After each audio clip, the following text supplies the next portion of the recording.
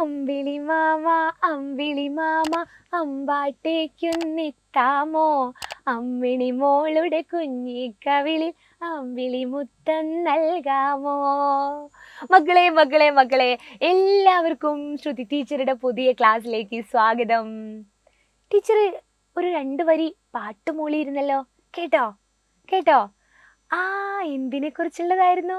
അമ്പിളി മാമനെ പറ്റി ഉള്ളതായിരുന്നു അല്ലേ? അത് ടീച്ചർ മക്കൾക്ക് വേണ്ടി എഴുതിയ പാട്ടാണേ. ടീച്ചർ മക്കൾക്ക് വേണ്ടിയിട്ട് അമ്പിളി മാമനെ പറ്റി ഒരു പാട്ട് എഴുതിയതാണ്. ഇത് ഷോർട്സിൽ വന്നിട്ടുണ്ട്, നിങ്ങൾ കണ്ടിട്ടുണ്ടോ? പക്ഷെ അതിൽ അമ്മിണിക്കുട്ടിക്ക് പകരം ചിങ്ങിണിക്കുട്ടി എന്നാ പറഞ്ഞത്. അതെന്തിനാ അങ്ങനെ പറഞ്ഞെന്നറിയോ? ചിങ്ങിണിക്കുട്ടിക്ക് സന്തോഷിപ്പിക്കാൻ വേണ്ടിയിട്ടായിരുന്നു. നമ്മുടെ ചിങ്ങിണിക്കുട്ടിക്ക് സന്തോഷായിക്കോട്ടെ എന്ന് കരുതിയിട്ടാണ് ചിങ്ങിണിക്കുട്ടിയുടെ പേര് വെച്ച് ടീച്ചർ ആ പാട്ട് പാടിയത്. എല്ലാവരും കാണണം കേട്ടോ, കാണാത്തവരൊക്കെ പോയിട്ട് കാണണേ. ഇതെന്താണ് ഇപ്പോ അമ്പിളി മാമനെ പറ്റിയൊക്കെ പാട്ട് പാടുന്നത്? അമ്പിളി മാമനെ പറ്റിയൊക്കെ പറയുന്നത് എന്താണ്? ചാന്ദ്രദിനം ഇങ്ങെത്തിയില്ലേ? അപ്പൊ സ്കൂളിൽ നിന്ന് ടീച്ചേഴ്സ് പറയും ചന്ദ്രദിനാണ്, അപ്പൊ അതിന് ക്വിസ് ഉണ്ട്, അപ്പൊ എല്ലാവരും പഠിച്ചു വരണം. നമുക്ക് ചന്ദ്രനെ കുറിച്ച് അറിയുന്ന കാര്യങ്ങളൊക്കെ നമ്മൾ പഠിച്ചുകൊണ്ടുപോകൂലേ അല്ലേ? ഈ പ്രാവശ്യത്തെ ചന്ദ്രദിനത്തിന് ഒരു പ്രത്യേകത കൂടിയുണ്ട്. എന്താണ്? നമ്മുടെ ഇന്ത്യയും ചന്ദ്രനിലേക്ക് പോവാണല്ലേ, ചന്ദ്രനെ തൊടാൻ പോവാണ്. നിങ്ങൾ കണ്ടിട്ടില്ലേ? ന്യൂസിലൊക്കെ കണ്ടിട്ടില്ലേ? ഇല്ലേ? ചന്ദ്രയാൻ 1, ചന്ദ്രയാൻ 2, ചന്ദ്രയാൻ 3 അതാണ് നമ്മുടെ ഇന്ത്യയുടെ പ്രൊജക്റ്റ് അല്ലേ? അപ്പോൾ നമ്മുടെ ചന്ദ്രയാൻ 3 ഇപ്പോൾ ജസ്റ്റ് ആ പ്രൊജക്റ്റ് അങ്ങ് ലോഞ്ച് ചെയ്തിട്ടേ ഉള്ളൂ. അത് അവിടെ എത്തിയിനി ചന്ദ്രനെ കുറിച്ചെല്ലാം പഠിച്ചിട്ട് നമ്മളെ അമ്പിളി മാമന്റെ കുമ്പിളിൽ എന്താണ് എന്ന് അറിയാൻ പറ്റൂലേ? അപ്പൊ നമുക്ക് എന്ത് ചെയ്യാം മക്കളെ? നമുക്ക് ചന്ദ്രയാൻ ക്യൂസിന് വേണ്ടി ഒന്ന് പഠിച്ചാലോ? പഠിക്കാം അല്ലേ? നിങ്ങൾക്ക് അറിയുന്ന കാര്യമാണ്. ആദ്യം അമ്പിളി മാമന്റെ പര്യായ പദങ്ങളൊക്കെ നോക്കാം അല്ലേ? ചന്ദ്രനെ നമുക്ക് എന്തൊക്കെ പേര് വിളിക്കാം? അമ്പിളി എന്ന് വിളിക്കാറില്ലേ?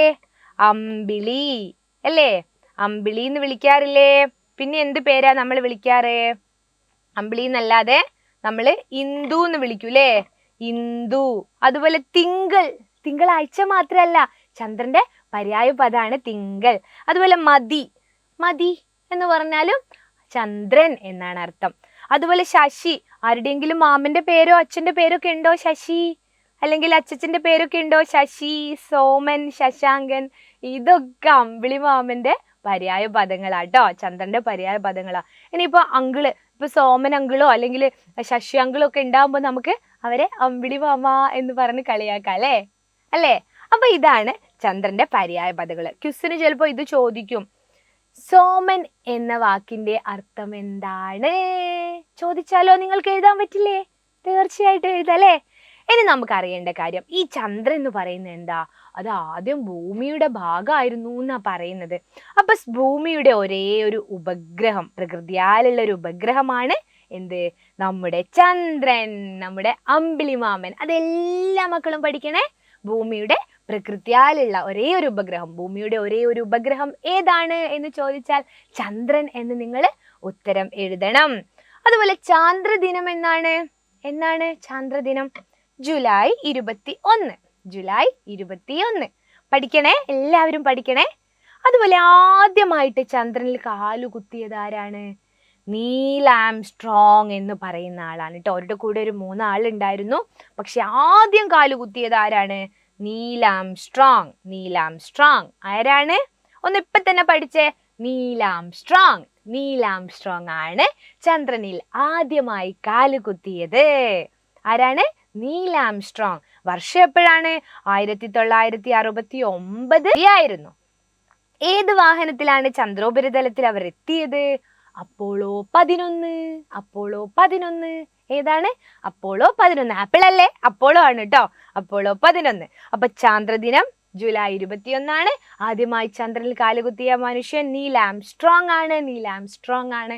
അവരെത്തിയ വാഹനം അപ്പോളോ 11. അതുപോലെ ഇന്ത്യയുടെ ആദ്യത്തെ കൃത്രിമ ഉപഗ്രഹം, നമ്മൾ പറഞ്ഞു ഭൂമിയുടെ ഉപഗ്രഹം ചന്ദ്രനാണ് അല്ലേ? അത് പ്രകൃതിയാലുള്ള ഒരു ഉപഗ്രഹമാണ്. ഇവിടെ ഇപ്പൊ കൃത്രിമമായിട്ട് നമ്മളൊരു ഉപഗ്രഹം ഉണ്ടാക്കിയിട്ടുണ്ട് അല്ലേ?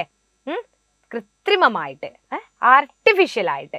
അത് ഏതാണ് എന്നാണ്? ആര്യഭട്ട. ആര്യഭട്ട. അതുപോലെ ബഹിരാകാശത്തേക്ക് പോകാൻ ആർക്കെങ്കിലും ആഗ്രഹമുണ്ടോ? ബഹിരാകാശത്ത് പോകണം എന്നൊക്കെയുള്ള ആഗ്രഹം ആർക്കെങ്കിലും ഉണ്ടോ? അങ്ങനെയുള്ള ഒരു ആഗ്രഹം കൊണ്ട് ഒരാള് ആദ്യമായിട്ട് ഇന്ത്യക്കാരൻ, നമ്മൾ ഇന്ത്യയിൽ നിന്നുള്ള ആദ്യത്തെ ബഹിരാകാശ സഞ്ചാരിയാണ് രാകേഷ് ശർമ്മ. ആരാണ്? രാകേഷ് ശർമ്മ. രാകേഷ് ശർമ്മ ഒന്ന് പറഞ്ഞേ, എല്ലാവരും ഉറക്കെ വിളിച്ചു പറഞ്ഞേ, രാകേഷ് ശർമ്മ. അതുപോലെ ആദ്യ ബഹിരാകാശ സഞ്ചാരി ഇന്ത്യക്കാരനാണ് രാകേഷ് ശർമ്മ. അപ്പൊ ആദ്യമായിട്ട് ആരാ പോയത്? Yuri Gagarin. ആരാണ്?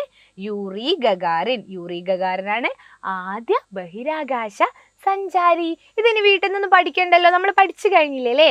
ഇന്ത്യക്കാരൻ രാകേഷ് ശർമ്മ, രാകേഷ് അങ്കിൾ എന്നൊക്കെ ഓർത്താ മതി അല്ലേ? നമ്മുടെ രാകേഷ് അങ്കിൾ. അപ്പൊ അടുത്ത വീട്ടിലോ അല്ലെങ്കിൽ നമ്മളെ ബന്ധു റിലേറ്റീവ്സ് ഒക്കെ ഉണ്ടെങ്കിൽ അത് ഓർത്താ മതി. രാകേഷ് ശർമ്മ, രാകേഷ് അങ്കിളാണ് ആദ്യമായിട്ട് പോയ ഇന്ത്യക്കാരൻ, ബഹിരാകാശത്ത് പോയ ഇന്ത്യക്കാരൻ. യൂറി ഗഗാറിൻ നമുക്ക് അങ്ങനെ തന്നെ പഠിച്ചേക്കാം അല്ലെ?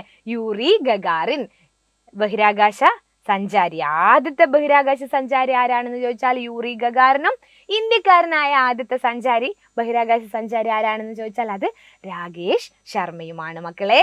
അപ്പൊ മക്കളെ, ചന്ദ്രനെ കുറിച്ച് പഠിക്കുന്ന ശാസ്ത്രശാഖയ്ക്ക് നമ്മൾ പറയുന്ന പേരാണ് സെലനോളജി. ചില പഠനങ്ങളില്ലേ അല്ലെ? ടീച്ചർ ഒരു ഷോർട്സ് മുൻപ് ചെയ്തിട്ടുണ്ടായിരുന്നു. ചെവിക്ക് 2 ഓട്ടയുള്ളത് കൊണ്ട് ചെവികളെ കുറിച്ചുള്ള പഠനം നമ്മൾ ഓട്ടോളജി എന്നാണ് പറയുന്നത്. ചെവിക്ക് 2 ഓട്ടയുള്ളത് കൊണ്ടല്ല, അത് പഠിക്കാനുള്ള എളുപ്പത്തിനാണ് ശരിക്ക് നമ്മൾ അങ്ങനെ പറയുന്നത് കേട്ടോ. അപ്പൊ നമ്മൾ പഠിക്കുമ്പോൾ അങ്ങനെ എന്തെങ്കിലും ട്രിക്ക് ഓർത്ത് വെക്കുക. ഇത് ചന്ദ്രനെ കുറിച്ചുള്ള പഠനം സെലനോളജി. ഇനിയിപ്പോ ചന്ദ്രയാൻ 1 3 തവണ ചന്ദ്രനിൽ പോകാനുള്ള ഒരു ശ്രമം ഇന്ത്യ നടത്തിയിട്ടുണ്ട് അല്ലേ? ചന്ദ്രനിലെ വിവരങ്ങളൊക്കെ ശേഖരിച്ച് വരാനുള്ളൊരു പ്രൊജക്റ്റ് ആയിരുന്നു അത്. ഒന്നാമത്തത് ചന്ദ്രയാൻ 1 ആയിരുന്നു. അത് വിക്ഷേപിച്ച വർഷം 2008 ആണ്. 2008 ചന്ദ്രയാൻ 1 വിക്ഷേപിച്ചത്. ഒക്ടോബർ 22 ചന്ദ്രയാൻ 1. ഇനി ചന്ദ്രയാൻ 2 പിന്നെ 2008 കഴിഞ്ഞിട്ട് 2019 ചന്ദ്രയാൻ 2 വിക്ഷേപിച്ച വർഷം. അപ്പൊ ചന്ദ്രയാൻ 3 കഴിഞ്ഞ ദിവസം നമ്മളുടെ പത്രത്തിലും ന്യൂസിലൊക്കെ നമ്മൾ കണ്ടുകൊണ്ടിരിക്കുകയാണ്. അതാണ് ടീച്ചർ മുൻപ് പറഞ്ഞത്, ഈ പ്രാവശ്യത്തെ ചാന്ദ്രദിനത്തിന് വളരെയധികം പ്രാധാന്യമുണ്ട് അല്ലേ? ഇന്ത്യയുടെ 3ാമത്തെ പ്രൊജക്ട് ചന്ദ്രനിലേക്ക് എത്തും. ചന്ദ്രനിലെ ഓരോ കാര്യങ്ങളും, അമ്പിളിമാമന്റെ കുമ്പിളിലെ എല്ലാ രഹസ്യങ്ങളും അറിഞ്ഞ് വരും എന്ന് നമുക്കൊരു പ്രതീക്ഷയുണ്ട്. അപ്പൊ നമ്മുടെ ചന്ദ്രയാൻ 3 വിക്ഷേപിച്ച വർഷം ഏതാണ്? എല്ലാവരും ഈ ഒരു വീഡിയോയില് കമന്റ് ചെയ്യണം, ചന്ദ്രയാൻ 3 വിക്ഷേപിച്ച വർഷം. അപ്പൊ നമ്മൾ പഠിച്ചത് ഇത്രയും കാര്യങ്ങളാണ്. ചാന്ദ്രദിന ക്വിസിന് അത്യാവശ്യം മാർക്ക് സ്കോർ ചെയ്യാനുള്ള കുറച്ച് കാര്യങ്ങൾ നമ്മൾ പഠിച്ചു. കൂടുതൽ ചോദ്യങ്ങളുമായിട്ട് ടീച്ചർ അടുത്ത വീഡിയോയിൽ വരുന്നതായിരിക്കും. അപ്പൊ എന്ത് ചെയ്യണം?